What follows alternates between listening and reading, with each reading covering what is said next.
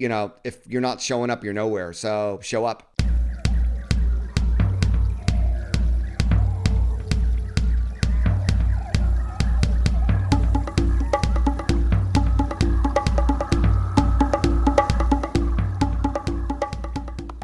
What is up? Welcome back to the Wild Business Growth Podcast.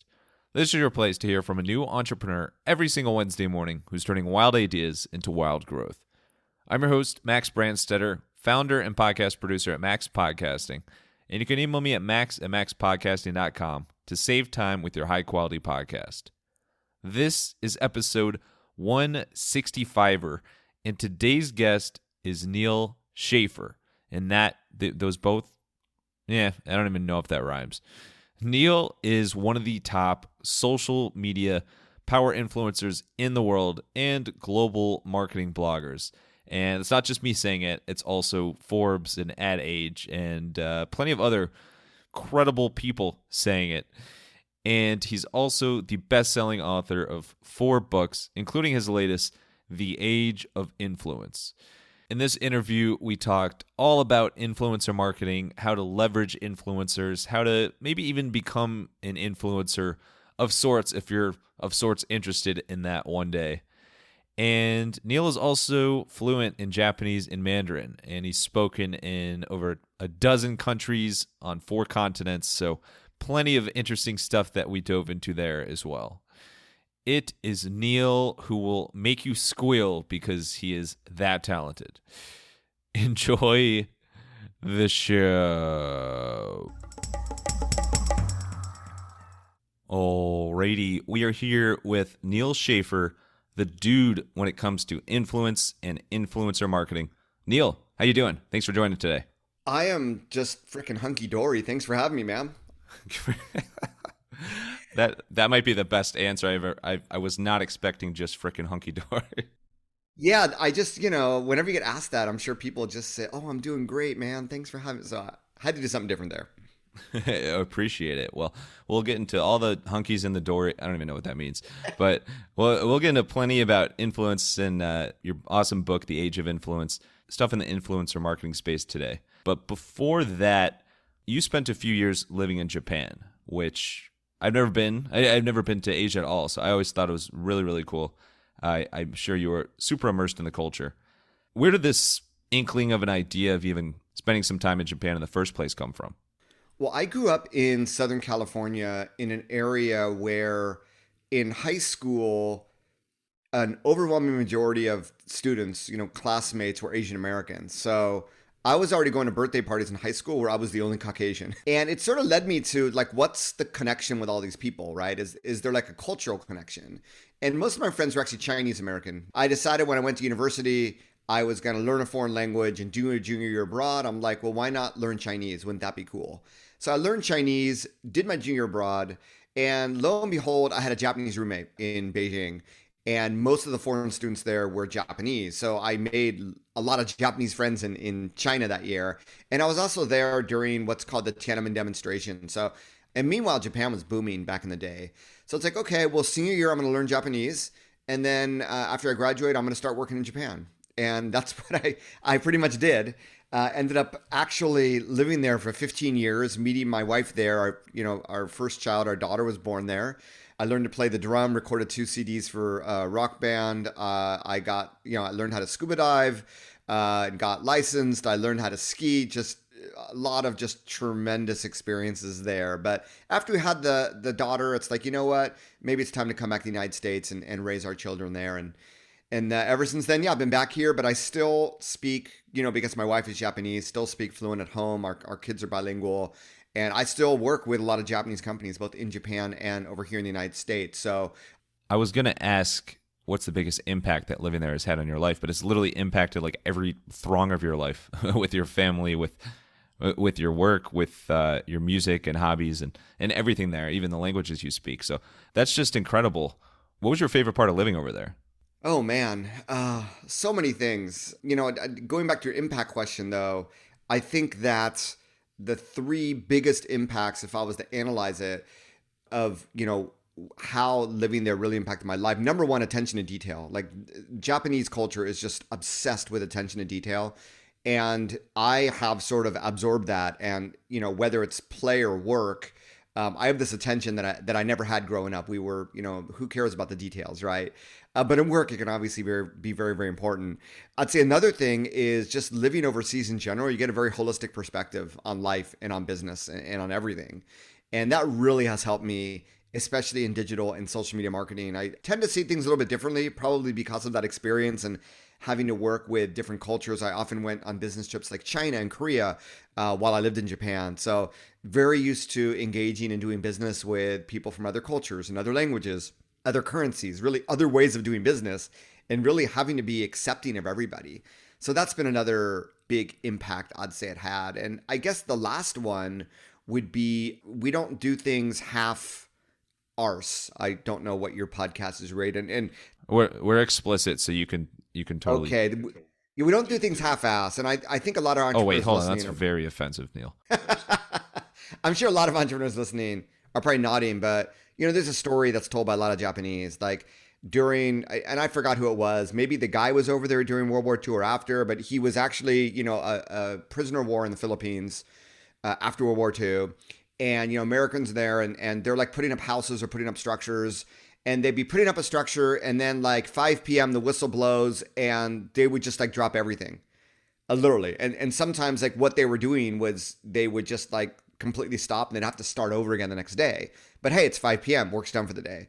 And it just goes against what a lot of, Japanese, like we don't stop until we finish the job, even if it means we stay a little bit later.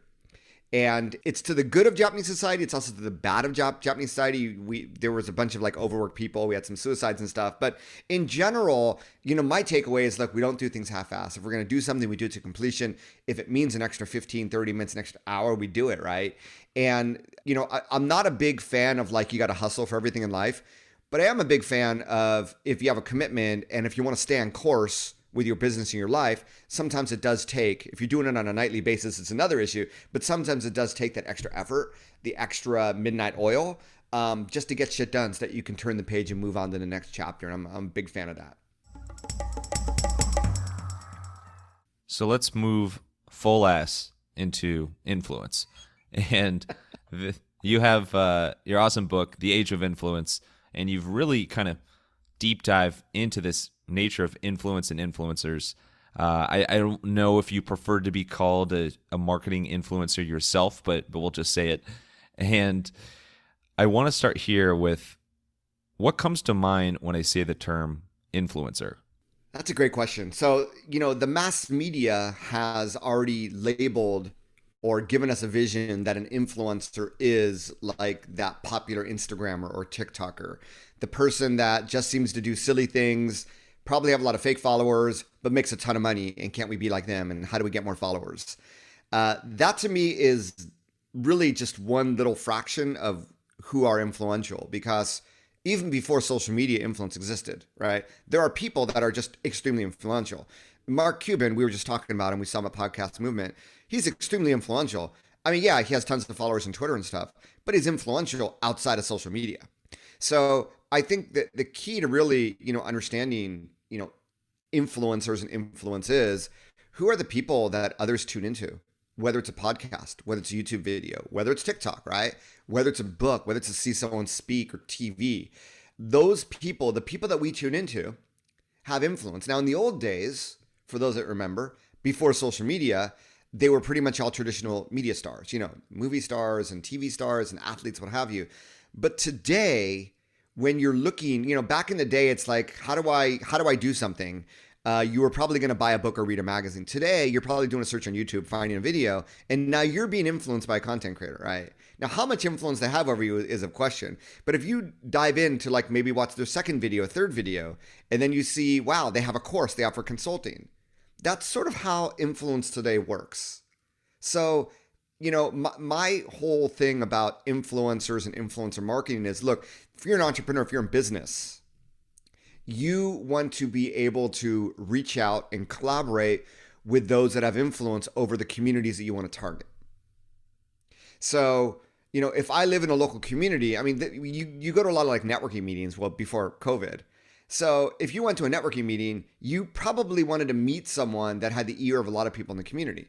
Because if you got to be friends with them, perhaps they could make introductions to you and get leads from them because they were so well known in the community. That's a great example. That's a community influencer, right? Probably irrelevant to social media, but nevertheless an influencer. So it's really thinking about influence in a very, very holistic way. But, how can we collaborate to move our business forward? It's really funny, Max. I listen to a lot of entrepreneur podcasts myself and sort of marketing podcasts. And they always talk about collaboration. Like, hey, join a Facebook group and collaborate with the owner. That's influencer marketing.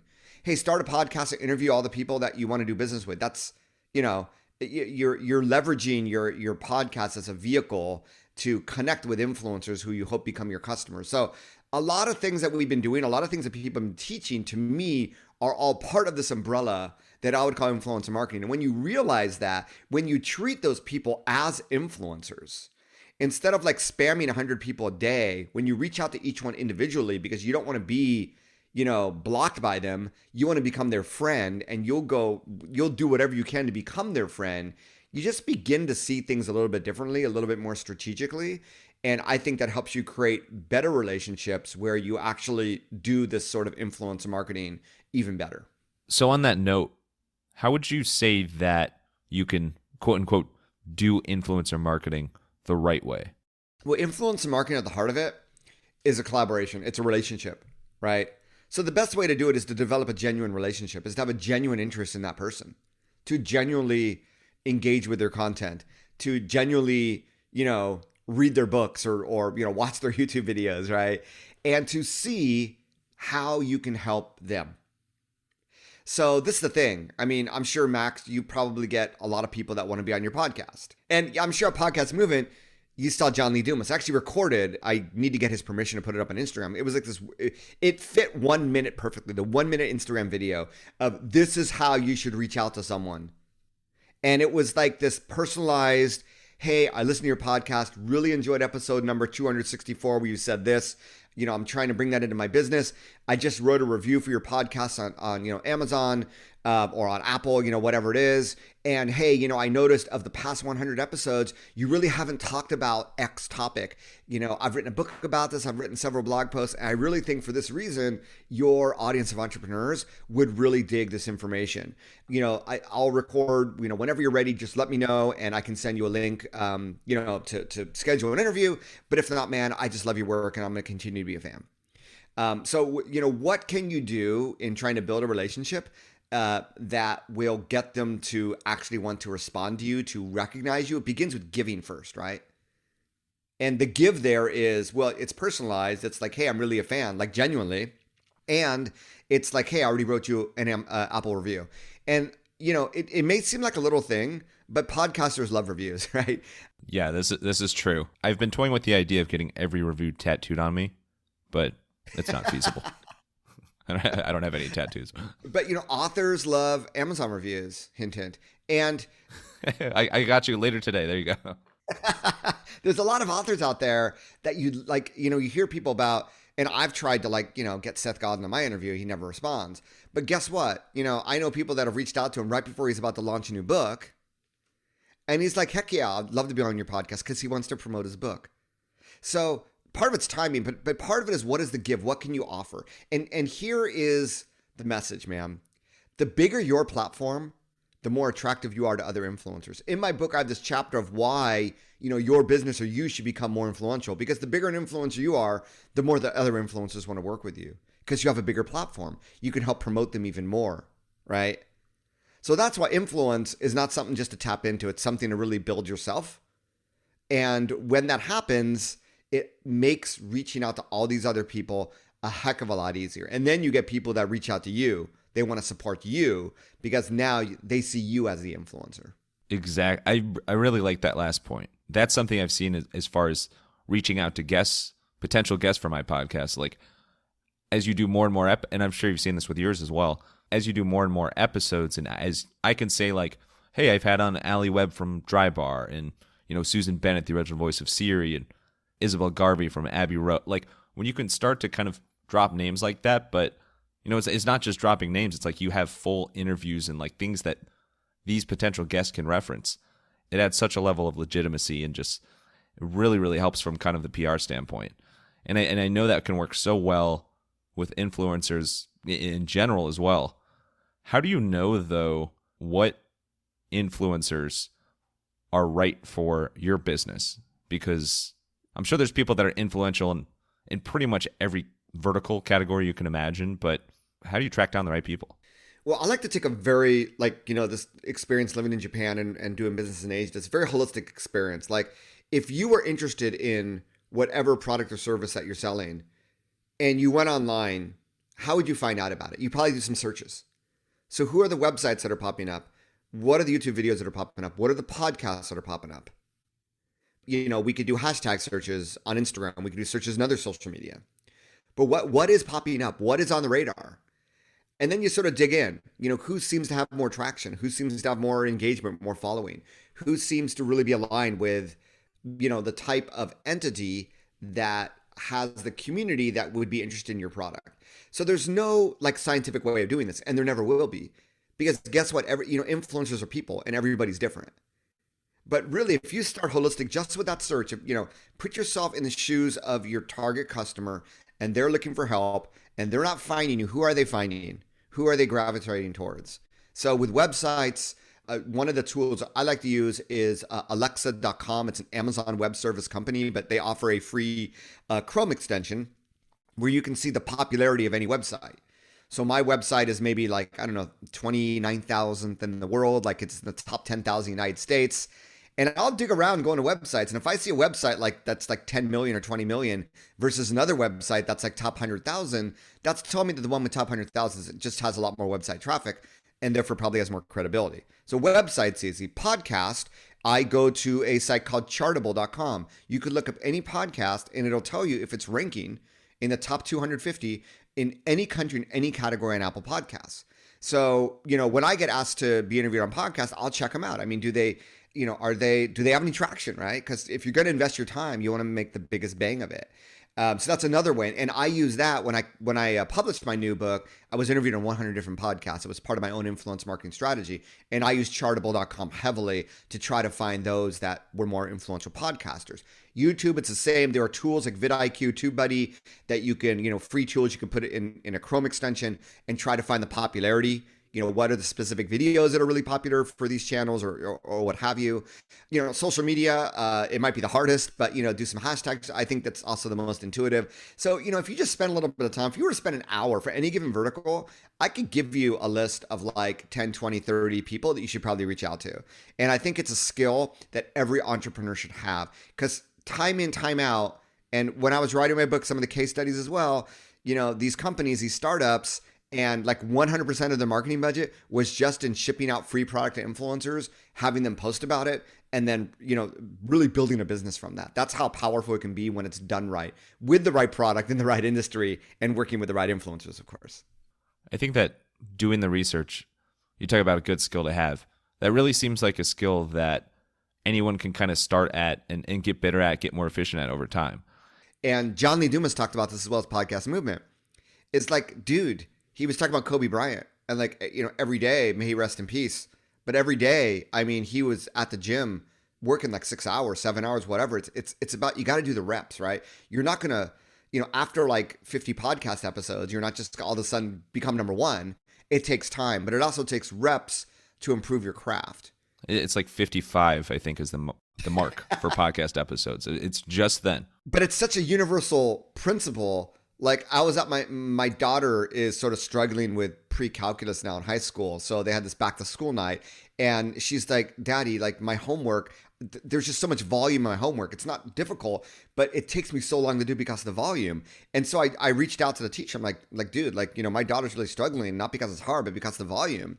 And as he was talking about his philosophy about teaching it, he goes, kids these days use calculators. They don't know how to calculate without a calculator. They don't know how to do it old school. And I'm like, I just raised my hand. I'm like, okay, so my daughter having to do all the homework, it's about reps, isn't it? He goes, yes. And he was a former, he was in the Marines as well, but it's all about the reps. So that's universal, man. Whether it's YouTube videos, I mean, with content creation, you don't get to a certain level. Even in the speaking world, they say it's going to take you 100 speeches to be able to really get into a rhythm.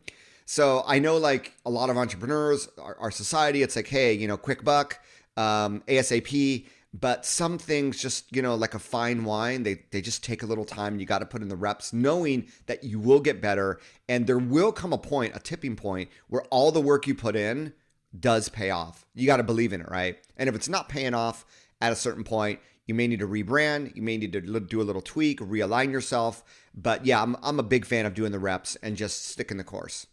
My head is spinning from pre-calc. Now, I was pretty good at it, but I have not quite looked at that in recent years. So that would be an interesting psychological experiment, I guess mathematical experiment, just to do pre-calc homework these days. I couldn't do it. If you have a podcast or your business has a podcast and it's feeling more and more like homework, allow me to be the dog who eats your homework. If you are just feeling stressed about your podcast and it's just layering and layering on top of you, filling up your plate left and right, truly feeling like pre-calc homework that's way too long, hit me up at max@maxpodcasting.com. I will take a big bite out of what's on your plate, chomp, and help you save time with your high-quality podcasts, and even throw in some corny animal metaphors as well. Email me at max@maxpodcasting.com to save time with your high-quality podcast. Now, let's hear Neal get real on influence and influencers in a wild fashion. Let's get to a fan favorite segment called the Wild Business Shoutout of the Week. The Wild Business Shoutout of the Week! Wild Business Shout of the Week. This is where we talk about creative marketing campaign approach, something that kind of broke through the clutter. And you alluded to it earlier, but you had a very, very creative and clever, I'll give you creative and clever approach to marketing your book, The Age of Influence. You mind sharing what you did and kind of what worked well? Yeah, thanks, man. And yeah, I'm not here to like promote the book at all, but this book... It's okay. I'll allow you. I'm an entrepreneur too, right? But, this book published March 17th, 2020. So just imagine what was happening. I believe it's the day or it was 2 days later that California went on lockdown. And I had all these people saying, dude, I'm so sorry about the timing of your book. It must suck. And it's like, this is like, I rage inside. I love challenges, right? It's like, no, this book is going to sell better than any of my other books. And I'm going to figure out a way around it because guess what? People are still, it's like we haven't unplugged from the internet. So it's really what started me on this journey of not only leveraging, obviously my own concepts to sell the book, but also what's going to turn out to be my next book, which is this digital first approach to marketing. So in a world where we can't physically meet, what can you do? And I began looking around, well, who are my influencers? So one of the things, I asked my publisher, HarperCollins Leadership. I mean, John Lee Dumas published with them recently, huge publisher. Hey, should I hire like a PR person or, what is your recommendation? They said, no, you should try to be on as many blogs and podcasts as possible. I'm like, wow, that's really interesting. So I thought about a few things, right? I thought, well, what are the influential mediums out there? There's obviously like web/blogs, but how are you going to get on blogs? I mean, it's not like there's a lot of blogs out there about book reviews. And when there are, it's like the New York Times. That's not going to happen. I looked at social media and yeah, I mean, I have a following and stuff. I looked at YouTube. It's like, well, I mean, there are some interviews on YouTube, but not really. But podcast is the only medium where interviews are like mainstream. And there are a lot of podcast hosts that are always looking for new people to interview, right? For whatever reason. And when you have a new book, it gives you something to say. So part of what I did was, okay, I'm going to do a few things here. Number one is I'm going to try to appear on 100 podcasts within 90 days. And I pretty much was able to do that. Oh, man. That's a very busy 90 days, I imagine. Yeah, it was awesome. And they were all marketing, right? Marketing, digital marketing. They were all, charted either on the United States, Australia, Canada, United Kingdom, which are my 4 big markets. And I met a lot of great people. In fact, one person that interviewed me ended up becoming my client. So we forget about, podcasting is also about relationships, right? And you never know where those relationships are going to go. Like even like you and me, Max. I mean, maybe I'll see you here in Irvine next time you're around. Who knows?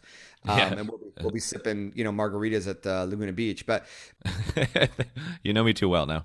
Yeah, that's sort of the way it works. So that I know that had tremendous word of mouth, and that anecdotally, people are like, "Hey, I saw you, or I mean, I heard you, and I bought your book, and I ended up getting more introductions and actual business." So that was awesome.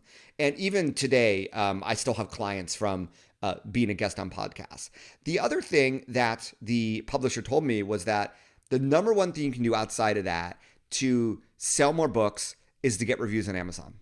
Okay. So I was like, get reviews on Amazon. Easier said than done if you're ever published a book. But it's like, you know what? I've published 3 other books. I already have people that have reviewed me. Why don't I just reach out to them and say, hey, I'd love to send you like a free review copy if you'll consider writing me an Amazon review. I'm tapping into my customers. I'm tapping into people that already know, like, and trust me, right? So right out of the gate, I knew that I was going to be able to get a bunch of reviews. The second one is, well, what about people that have reviewed books similar to mine? Because on Amazon, a lot of people actually post their name. So I hired a VA. These are like the 50 books that are most similar to mine. And basically in a spreadsheet, had them write out every single person that reviewed every one of those 50 books. And then I began to see people that tended to review lots of books. And then when I went into LinkedIn, it's like, dang, I'm already connected to a lot of these people. I've just never had an excuse to reach out to them.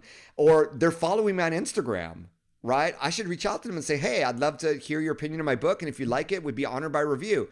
Boom, there's another bucket. So I had another, it's not like I have this theme of 100, but I want to be on 100 podcasts. Boom. I wanted to get to 3-digit Amazon reviews, 100 reviews. Boom, got there. Same technique, just reaching out to people that like, new and trust me, or influencers, which in this case are not people with lots of followers, but people that actually spend time to write an Amazon review, which is gold. And in fact, for every podcaster out there, Max, I haven't done this with podcasting, but you might be able to find a similar way to do that with podcasting. Find people that write a lot of podcast reviews, right? That pay it forward. The other one was, this book could also become a textbook. So I did a LinkedIn ad campaign where I just targeted university professors that taught marketing.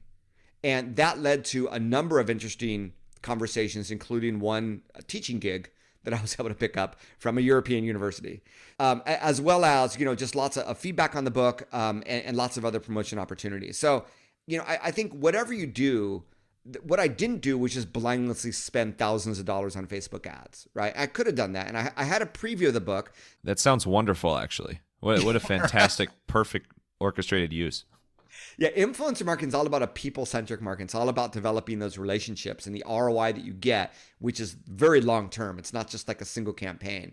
So everything is about, who are the influencers? University professors, Amazon reviewers, podcasters. What can I do to win their favor? What can I do to get feedback from them, to get them involved in my book, and to get them ultimately to share it with their audience?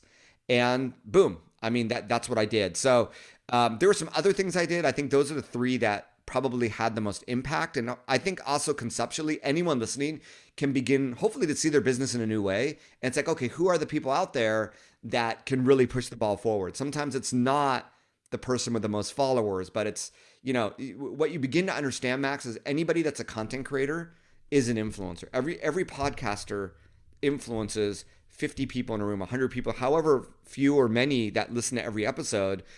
They influence them, right? So you begin to see everybody with a podcast channel, a YouTube channel, people that publish on social media frequently, people that publish reviews on Amazon or Yelp, right? Or whatever. You begin to see people a little bit differently and realize that those people have a lot of power. And if somehow you can figure out a way to work with them, that power is going to work in your benefit. I see what you're doing, Neal. You are influencing. You're very influential when you talk about influence. I also give you a 100 grade on your calculus. No, not your calculus test, but your approach to launching your book, because podcast guesting, Amazon reviews, seeking out people who already follow you and already are interested in you. These things just work. And so when you have a launch, something really exciting, when you can reach out to your network and also find people that actually do engage and do this stuff, there's no wonder why you've seen so much success with it and also received a 100 on your test. So congrats again. And dude, here's the thing. If I didn't do that, what could I do? Right? So even if I couldn't measure the impact of the success of any one of those, well, what else could I do? What are the other things I can do to try to move the ball forward? Facebook ads, your entire life savings. Exactly. So even when you may not see the impact, it's also strategy is also deciding what not to do, right? Like not doing Facebook ads. Zuckerberg is gonna hear this and just end my podcast. No, Apple loves it, man. They're competitors, so it's all It's good. true. So let's wrap up with some rapid fire Q&A sponsored by Mark Zuckerberg. No, I'm just kidding. Let's get wild. You ready for it? You got to buckle up. I was going to take my shirt off, but I don't know how wild we want to go here. There we go. What a wonderful sound. What is a Japanese food that you still haven't gotten tired of? Okonomiyaki. Okay, you're going to have to say that again. Okonomiyaki. Oh, that was much better. So what is that? It is a local cuisine found in Osaka that it's like a pancake batter that is thinly put on a teppan on a grill, and you put lots of cabbage on it. You also put various meats or fish, and you tend to put like an egg on top of it as well, and then you bake it on both sides, and you add some sauce, a little bit like Worcester sauce, mayonnaise, seaweed flakes, and bonito flakes on top, and it is out of this world. Follow me on Instagram. Every year or so, I post an okonomiyaki pic, so you have to dig through my feed to find it. Perfect. And then I'll know how to spell it and pronounce it and what it looks like and everything. I can't wait. There you go. On a similar note, what is something about the languages of Japanese and Mandarin that you think most people who don't speak that language would be surprised to know about it? Yeah, believe it or not, Chinese is going to be easier than Japanese if you're an English speaker, because the Chinese language follows the same sort of ordering of noun, verb, subject that English does. So like, I love you, 我爱你, is the same. Oh, thank you. You too, Neal. Yeah. Brotherly love here. But in Japanese, it would be, I, you, love. The verb comes at the end of the sentence, which I think someone mentioned that German does this as well. But so that's number one. Number two, the really interesting thing is that I find that a lot of Chinese, and I met at least in mainland China, they're very close to Americans. They speak from the heart. Whatever's in their mind, they splurt it out. Whereas in Japan, it's just the cultural norm is sort of to beat around the bush in a lot of things. Like if you're in a business meeting and they're like done, and they're not even going to consider you, they'll say, we're going to consider you. We're going to think it over. So Japanese know when they hear a Japanese say, we're going to think it over, like they have no chance of getting the business. But Americans who don't understand the Japanese language and the nuances of the culture will think, oh gosh, we have a chance. So yeah, those are the two things. So yeah, Chinese. Mom, they're thinking it over.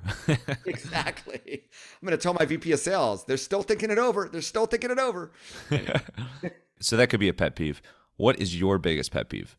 Oh man. Well, okay. I just seem to get so many emails of people that want to be on my podcast, want a link for my website. In other words, these people are trying to promote their businesses leveraging my platform, right? And this is like the biggest no-no. I don't want you to like, oh man, Neal, what Neal says is great. I'm going to buy some email marketing software and I'm just going to automate all these messages. So what I do when people reach out to me, my daughter's my intern, right? So I will have her from her email address send an email saying, oh, if you want to be on his podcast, here's a link to the form. Or, oh, if you want to be on his blog, here's where you can find out more information. And what inevitably happens, Max, you can imagine, people set these automated emails up that if I don't reply to their email, because they have tracking code in it, if I don't reply to their email within like the next, sometimes it's 2 days, sometimes it's a week, they send me a second request. Right? It's like, no, my daughter already replied to you. You clearly either, number one, are not reading my emails, or number two, you're too lazy to turn off your autoresponder because I already responded. So that is my total pet peeve. That is not, once again, if you're reaching out to a content creator, a blogger, a podcaster, you don't want to do that on automation, man. Even if, you mentioned, Max, like your father, and I know you weren't going to tell dad jokes, but like list building and stuff like that. No, I was going to tell dad jokes. You got that wrong. Thank you for the reminder. Yeah, but I mean, yeah, you can like buy lists. That's awesome. It's the way you leverage that information, right? Instead of like automating the email, of actually going out and starting to engage with them on social media and build a relationship that way. That's the way to do it. But if you just automate and put all those email addresses in and you send email after email, I add these people. I use a tool called SaneBox. Okay, it's a Gmail add-in, and when people automate the second time, even though I've responded, they go into what's called the sane black hole, and I will never see an email from them again. And it's really funny. I'll sometimes go into the folder and I'll have people email me like 5 times. It's like, I'm not responding. I'm not seeing your email, and I'll never see it again. You do not want to burn any bridges with content creators. So that's my pet peeve and also my advice. I'm totally with you. And I get the same sorts of emails from people that want to be on the podcast. And of course, I'm honored when somebody wants to be on the podcast. But when you get emails from people that have clearly like never even listened to a second of any episode, like I've gotten some emails like, hey, do you ever have any entrepreneurs on the podcast? Or like, do you ever have any marketers on the podcast? I'm like, oh man, what a way to start an email. Oh yeah. On a completely different note, you love to play the drums. Besides that, what is a creative hobby that you geek out about? Well, currently our family has a fantasy baseball team that I'm number one in, so I totally congrats. geek out. Which is great, because whenever, like, when this gets released, no matter what place you're in, you'll be number one. Most people think you're still number one, so congrats. Oh, dude, I'll be number one. I mean, I grew up like collecting baseball cards and stuff, and I could tell you the stats of like any baseball player at the time. So I don't know. I just love, like, I geek out on data. Part of why I probably love digital and social media marketing. I love the data aspect as well. But even now, like while we're talking, I'm like making sure my lineup's set for today, and I do an analysis of, do I have the right pitchers in my team? And so, yeah, I sort of geek out about that. Now my family sort of hates me because I'm in first, and they think somehow like all my pitchers are using resin and the whole bit. But yeah, I love it. I geek out about those things as well. So does my father, actually. Huge baseball card guy growing up. But I actually have a client. They're called Bet Prep. They're in the sports betting and analytics space. Nice. And one of the hosts of a couple of their podcasts is this guy, Michael Salfino, who you should definitely follow if you're not already, because one of his jobs, one of the things he does in addition to all this, is he writes the bios and like the stats on the back of Topps baseball cards. No way. Yeah, so he is like a walking, like, just Hall of Fame of trivia knowledge of random baseball stats. That's the most fascinating thing. That is incredible. Like my son sort of has my DNA, and he's really into soccer. So I did like this podcast interview with someone in Sweden, right? I'm like, okay, dude, who is like the most famous like Swedish soccer player outside of Ibrahimovic? And he'd be able to like name, oh yeah, it was like the 1956 World Cup champion. And so yeah, I think it's a skill, but that's really cool though. Writing for the back of Topps cards. I mean, that was like my encyclopedia growing up.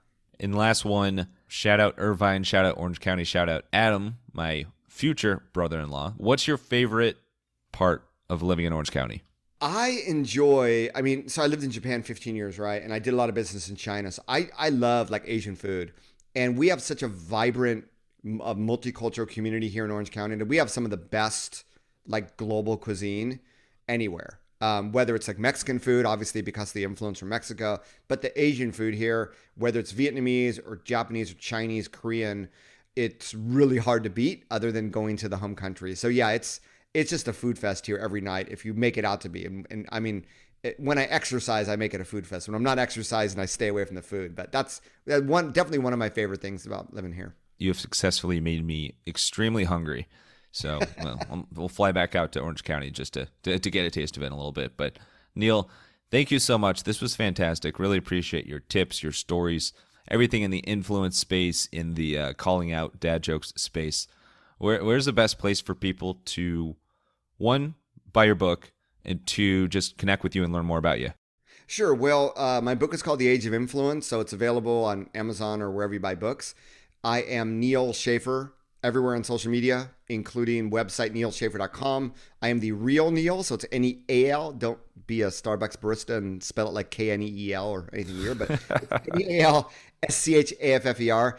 I also have a podcast. I am announcing for the first time that my podcast, formerly known as Maximize Your Social Influence, will probably, by the time this episode is published, be known as Your Digital Marketing Coach. So, it's very exciting. I appreciate it. This is very special. That was from the Blue Ocean Strategy, and yeah, I'm just here to help, and love to help your business out as well. So feel free to subscribe, and I'm going to help you grow your bottom line one episode at a time. Is my commitment. Beautiful. Thank you so much. Last thing, final thoughts. It could be a quote, a line, a drum pad solo, whatever you want. Send us home here. Yeah, one of my favorite quotes is 80% of success is showing up. If you're not showing up, you're nowhere. So show up. show out, show up. Neal, thank you for your feel on the world of social media influencers, drumming languages beyond and beyond. And thank you, wild listeners, for tuning in to another episode. If you want to hear more wild stories like this one, make sure to follow the Wild Business Growth Podcast on your favorite app and tell a friend about the podcast. Maybe even share some baseball cards and random baseball facts with them. Why not? You can also find us on Good Pods, where you can find Neal's podcast, as well as awesome podcast recommendations and podcast people. And for any help with podcast production, you can learn more at MaxPodcasting.com. Until next time, let your business run wild. Bring on the bongos!